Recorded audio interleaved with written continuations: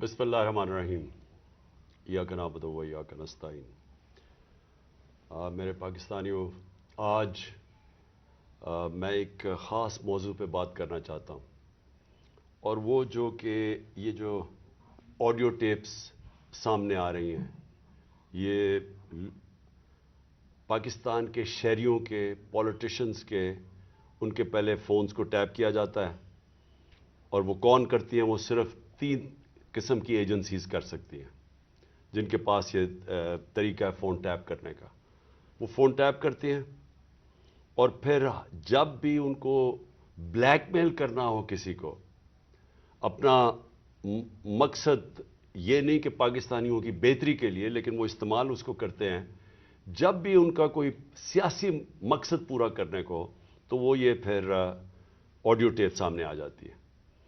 اور میں یہ چاہوں گا سب سے پہلے کہ ڈاکٹر یاسمین، ان کی ایک آڈیو ٹیپ کل نکلی ہے، یہ بات کر رہے تھے جو پرانے سی سی پی او ڈوگر صاحب تھے، ان کے ساتھ یہ بات کر رہی تھیں، تو ان کی آڈیو ٹیپ ایک دم ریلیز ہو گئی۔ تو میں یہ پہلے چاہتا ہوں کہ یہ بتائیں کہ اس کے پیچھے کیوں یہ ریلیز کی گئی، اس کے پیچھے کیا تھا، اور یہ کیوں بات کر رہی تھی، جو ہر شہری کا حق ہے، کسی بھی پولیس والے سے بات کر سکتے ہیں شہری،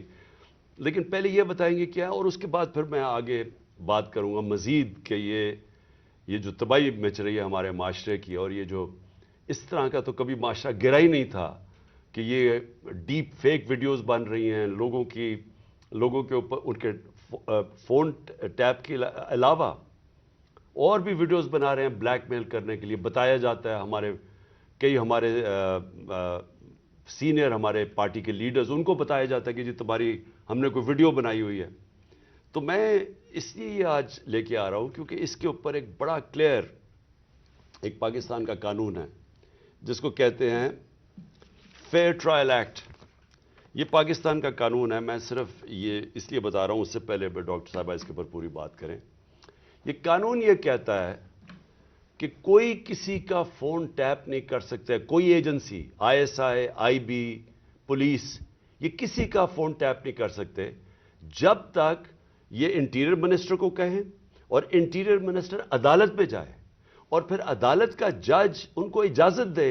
کہ ہاں یہ ملک کی ضرورت ہے، یہ اس سے دہشت گردی بچ سکتی ہے، یا ملک کے کوئی نیشنل انٹرسٹ پروٹیکٹ ہو سکتا ہے، وہ پھر اجازت دیتا ہے، اور اس اجازت کے بعد پھر فون ٹیپ کر سکتے ہیں۔ اس کے علاوہ کوئی فون کسی کا ٹیپ نہیں کر سکتا۔ تو پھر میں آپ کو یہ بتا دوں کہ بے نظیر بھٹو کی حکومت 1996 میں جب ہٹائی گئی تو ایک وجہ دی گئی تھی سپریم کورٹ میں کہ بے نظیر کے گورنمنٹ کے دوران فون ٹیپس کیے جاتے تھے بڑی بڑی پرسنالٹیز کے اور سیاسی مخالفین کے اور ججز کے، یہ ایک وجہ دی گئی تھی 96 میں۔ میں اس سے پہلے آپ کو بتا دوں کہ امریکہ کا بڑا طاقتور پریزیڈنٹ تھا صدر نکسن کی واٹر گیٹ سکینڈل ہوئی کیا تھی کہ وہ مخالفین کے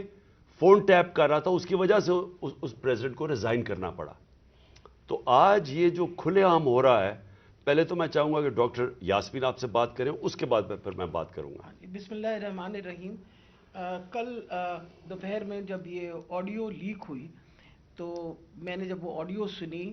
تو مجھے امیڈیٹلی احساس ہوا کہ یہ کس مقصد کے لیے یہ لیک ہوئی ہے۔ وجہ یہ تھی کہ میں پچھلے 4 ماہ سے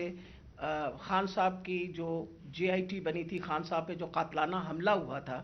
اس جے آئی ٹی کو فالو اپ میں کر رہی تھی، اور خاص طور پہ جو اینٹی ٹیررسٹ کورٹ ہے گجرانوالہ کا، اس میں فالو اپ کر رہی تھی۔ اور یہ میں نے جب دیکھا کہ یہ کیوں کیا گیا ہے، وہ اس لیے کیا گیا کہ ہمارے جے آئی ٹی کا جب بنا تو اس کا کنوینر جو تھے یہ ڈوگر صاحب تھے جو سی سی پی او تھے اس وقت، اور انہوں نے ڈوگر صاحب نے یہ بات انکشاف کر دی تھی حکومت کے سامنے کہ اس میں 3 لوگ ملوث ہیں، یعنی جو اسیسنیشن اٹیمپٹ ہے خان صاحب کے اوپر، وہ باقاعدہ ایک اوکسٹریٹڈ اٹیمپٹ تھی۔ اور انہوں نے کہا کہ امپورٹنٹ چیز ہے کہ انہوں نے بتایا کہ ایک بندہ نہیں، اس میں 3 لوگ کم سے کم ملوث تھے، اور ان کا ایویڈنس انہوں نے کورٹ کو دے دیا تھا۔ اور اس کے بعد جو پتا چلا وہ یہ ہے کہ افسروں کو بلیک میل کیا گیا. یہ کورٹ میں جب ایویڈنس کیا اور بلیک میل ہو کے کچھ افسروں نے ریزائن کر دیا, لیکن سی سی پی او جو ہیں ڈوگر صاحب, ہی اسٹک ٹو ہز گنز, وہ اسی طرح انہوں نے مینٹین کیا کہ یہ انکشاف ہوئے. یہ تو ساری باتیں میرے سامنے تب آئیں کہ جب ہم اے ٹی سی میں گئے, یہ جو گجرانوالہ کا کورٹ ہے, تو ایویڈنس جو خان صاحب کا یہ انویسٹیگیشن کا ایویڈنس ہے وہ آنے دیتے ہی نہیں تھے, اور اس کا حوالہ یعنی جب سی سی او پی کو ہٹایا تو ڈی جی اینٹی کرپشن کو دے دیا گیا. جو چیف انویسٹیگیٹنگ آفیسر تھا جس کا نام انور شاہ صاحب تھے, ان کو انہوں نے پہلے کیا کیا کہ اس کو او ایس ٹی کر دیا, اور اس کے بعد جو ڈی جی تھا اس نے سارا ریکارڈ جو ہے اس کو سیل کر دیا اور تالا لگا دیا. ہم نے جب بار بار کہا کورٹ کو کہ جی یہ ہمیں ایویڈنس چاہیے, جو سارا ایویڈنس منگوائیں, تو پہلی دفعہ جو سیکنڈ ہیئرنگ تھی اس میں انہوں نے آ کے کہا کہ جی ڈی جی بدل دیا گیا ہے اور یہ چٹھا صاحب کو لگا دیا گیا نیا ڈی جی اینٹی کرپشن, جو کہ ثناء اللہ کا رائٹ ہینڈ مین ہے, اور اب وہ ریکارڈ دے گا. اس کے اوپر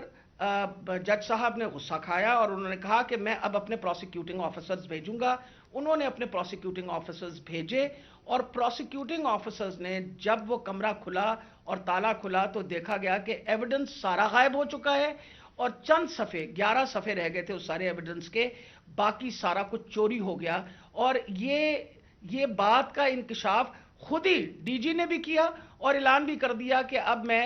اس کے اوپر انکوائری کروں گا, یعنی خود ہی چور اور خود ہی منصف بننے کی ارادے سے. میرے لیے یہ ایک اتنا بڑا ہمارے لیے سانحہ تھا کہ سارا ایویڈنس جو ہے اس کو انہوں نے خرد برد کر دیا, کہ جب ہائی کورٹ کا آرڈر پتا چلا کہ جی ہائی کورٹ نے سی سی پی او کو دوبارہ لگایا ہے, تو میں نے مناسب سمجھا کہ میں سی سی پی او سے پوچھوں کہ کب آپ کی اپوائنٹمنٹ ہو گئی ہے, کیونکہ ہماری جو جے آئی ٹی ہے وچ از دا ریل جے آئی ٹی, جو اس وقت حکومت تھی اور حکومت نے یہ سارا کچھ کیا تھا, جے آئی ٹی بنائی تھی وچ از a legal J I T, تو ہم نے تو آلریڈی اس پہ ہمیں ٹرسٹ تھا کہ یہ بندہ جو ہے. تو میں نے ان سے پوچھا کہ آپ کب تک جوائن کر رہے ہیں, تو انہوں نے کہا جی ابھی تک میرے آرڈرز نہیں آئے. وہ آپ نے سارا ٹیپ سنا جس کے اندر کوئی ایسی بات نہیں پوچھی گئی. اس میں مجھ سے سوال پوچھے گئے کہ کنسرن کیوں تھا. ارے بھائی مجھے کنسرن نہیں ہوگا تو کیوں نہیں کنسرن ہوگا؟ وجہ یہ ہے کہ خان صاحب کے اوپر قاتلانہ حملہ ہوا, خان صاحب کی ساری جو انویسٹیگیشن ہے ان کے آپ نے بندے بھی غائب کر دیے, اس کے بعد جن لوگ جو ایویڈنس ہے اس کو بھی غائب کر رہے ہیں آپ. تو ہمیں تو بالکل کسی طریقے سے کسی اور پہ ٹرسٹ نہیں تھا, اور ہمیں امید تھی کہ اب سی سی پی او کے واپس آنے سے, یعنی ڈوگر کے واپس آنے سے ہم دوبارہ اپنا جے آئی ٹی جو ہے وہ شروع کر دیں گے. میں سخت مذمت کرتی ہوں. میں نے خان صاحب کے سامنے آ کے بتایا کہ جی مجھے اتنی تکلیف ہوئی کہ جی فیئر ٹرائل ایکٹ کے مطابق میں ایک سٹیزن ہوں اس پاکستان کا, میرا چادر اور چار دیواری تو جو پامال کرنی تھی ان لوگوں نے, ہم خواتین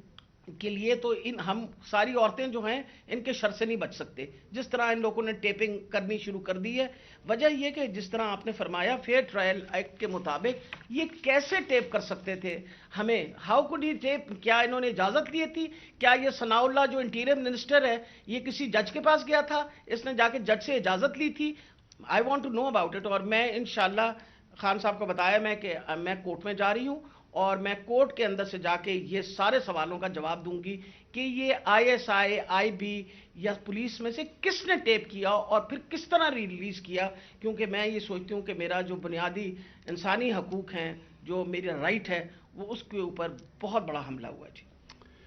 جی شکریہ.